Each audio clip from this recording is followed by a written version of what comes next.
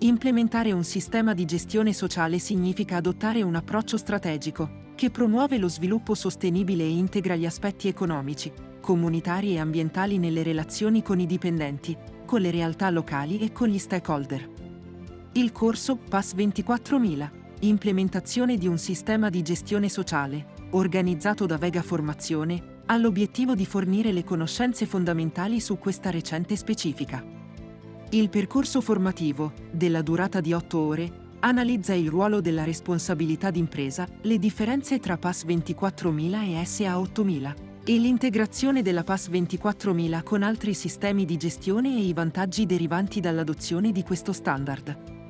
Il corso è rivolto ai datori di lavoro, agli amministratori, ai responsabili dei sistemi di gestione, agli HSE manager, ai dirigenti e ai consulenti sui sistemi di gestione, sicurezza e ambiente. Le ore di formazione svolte sono riconoscibili ai fini della certificazione delle competenze come HSE manager, ai sensi della norma UNI 11720.